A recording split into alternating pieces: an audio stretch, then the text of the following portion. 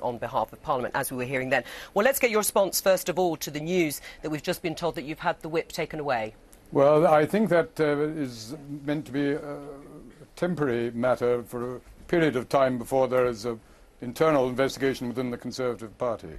And if it is that, for a short period of time, then we must let that take its course. Right, but do you know that, if you've just had a meeting with the Chief Whip? That's all I'm going to comment at the moment. Right, but that's quite serious, isn't it? If they've taken away the whip and you haven't had an expression of confidence from number 10, then it's not looking very promising for you. Look, I don't expect the Prime Minister to reach conclusions when there have been various allegations made, and no one is in a position to come to a conclusion at this moment in time. I know exactly what happened. My conscience is entirely clear. And let me just make clear the point that you made in your opening comments. We did not go to this company, I did not go to this company asking for cash for particular obligations. They came to me and said, we are setting up an advisory board. There are dozens of advisory boards that companies set up. I doubt if there's a former Chancellor, Home Secretary or even Prime Minister that hasn't served on one of them over the years. It's entirely lawful as long as it's put into the Register of Members' Interests. And we had a preliminary discussion with these people, and of course they turned out to be bogus Telegraph reporters. Well, if that's the case, why have you been suspended? What did the Chief Whip say to you? Well, I'm not going into private conversations. What I understand is that all political parties are in a difficult position when allegations of this kind are made.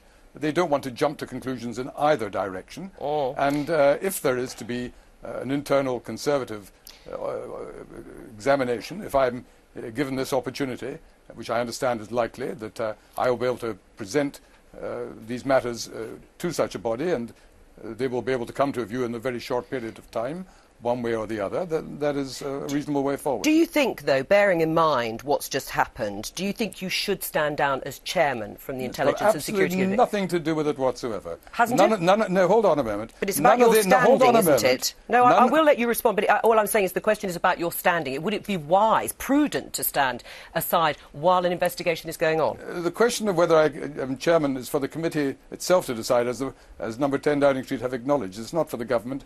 The committee itself chooses its chairman nowadays. If they wanted me to step down, of course I would do so. That will be for them to decide. Right. But there's no link between the two. Hold on a moment. Not a single allegation that's even been made by the Daily Telegraph or Channel 4 has any bearing on intelligence and security matters. Are you sorry about all this? Well, of course I'm very angry that people make allegations that I know to be unjustified and unfounded. Of course I'm not sorry. I'm absolutely livid. Are you embarrassed by it? No, I'm not embarrassed. Of course, I wish it had happened. That goes without saying. But I've just told you, I'm livid, I'm angry, and I'm going to make sure these unfounded allegations are put in the dustbin where they belong. What do you say to Sir Alistair Graham, the former chairman of the Committee on Standards in Public Life? He said today, I was genuinely shocked that two of our most experienced parliamentarians fell for what was a pretty transparent sting and putting so much effort and energy into seeking another consultancy lobbying type contract with a private company. I'll just finish what he said. Is this really what we want our MPs to be about? Well, I didn't put any effort at all into getting this extra consultancy, as you so kindly describe it. They sent me an email saying we are setting up an advisory board. We want to invest in the United Kingdom. Would you be willing to have a preliminary discussion with us as to whether you can give us advice? And I said, I'm perfectly willing to have a preliminary discussion with you. End of story. What do you say, though, about the phrase? Because Sir Alistair Graham is particularly worried about the code of conduct being breached when you say to the undercover reporter that you could write to a minister.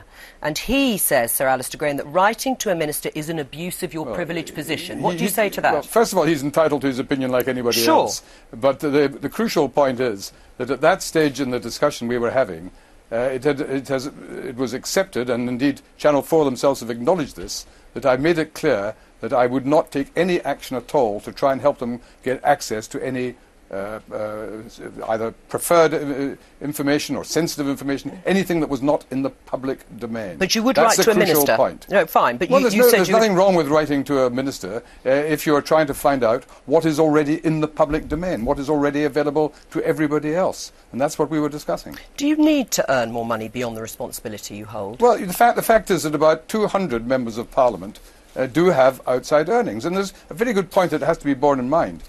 If one wants the House of Commons to attract not just people who'd like to be MPs, but that should include at least a significant proportion of people from a professional background or a business background. I'm well aware that £60,000 sounds a lot of money to anyone earning less than that. But the reality is that anyone from a professional or business background earns considerably more than that. And if you say to people, I'm sorry, for the whole of your parliamentary career, that is the maximum you will be able to earn, then you can do that.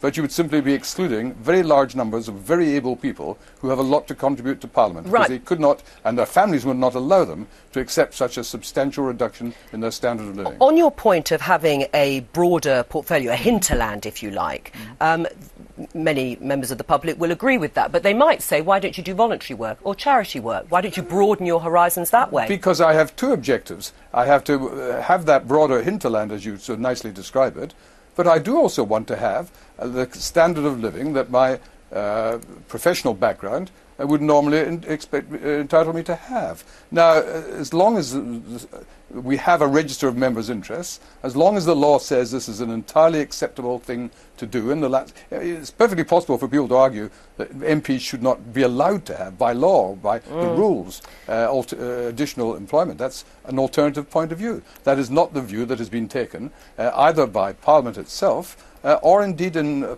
surveys of public opinion by the majority of the public. Do you understand? Because the majority of the public say they like the idea of MPs not just being full-time 100% politicians with nothing else to speak about. Well, but there will be plenty of voters who will feel that actually having jobs outside interests and outside earnings could be a conflict of interest. I'm not saying in this particular case, Martin, but it could be a conflict of interest. And also, aren't you busy enough, in your terms, you're scrutinising policy decisions that affect national security, you're important with you're an MP and you've got your constituents to worry about, and they will actually have very little sympathy with what you've just said. No, not if they understand the full picture. You know, I was Foreign Secretary, as you pointed out. When I was Foreign Secretary, 95% of my time was taken up with being Foreign Secretary, as I'm sure is true of the current Foreign Secretary. 5% was left for my constituency.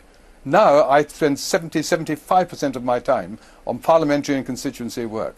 My business interests are a small portion of the total. So do remember, every minister of the government, how much time do you think the Prime Minister spends in his constituency, or looking after his constituents' interests? He's spending all his time doing another job for which he receives quite a large salary. Right. So every so minister, it is about the money in the end. Every minister gets two salaries. Yes. No. And somehow you would assume that that's a perfectly legitimate situation which is compatible with our parliamentary responsibilities. But that's because it's seen in their public role and they're in Parliament for that. It does sound like it's all about the money. No, and that's a rather nasty little innuendo, as if somehow that's a consideration that people are only interested in. That is not the case. I've already explained to you that you could double MP salaries if you wanted to attract people of a professional and business background. And do you think that should happen? But I don't think it should happen. Okay. That's exactly the point. I don't think it should happen. I don't think the taxpayer should be expected to fund it. But if I can look after my constituency requirements very adequately and very satisfactorily, and that's for my constituents to decide. We're coming up to an election. The voters will decide. If I can do that, then that is an acceptable situation. If we just go back to the sting itself, I mean, bearing in mind the position you hold and that you are a very experienced politician, why didn't you do a cursory Google search of the Chinese company before going to meet them? They did have a website, although it turned out obviously to be a bogus one. But they explained that they were a very wealthy Chinese Hong Kong family, and of which there are very many, as we all know, who had just created a new corporate identity and wished to invest throughout Europe, including in the United Kingdom. Malcolm Rifkind, thank you very much. Thank you very much.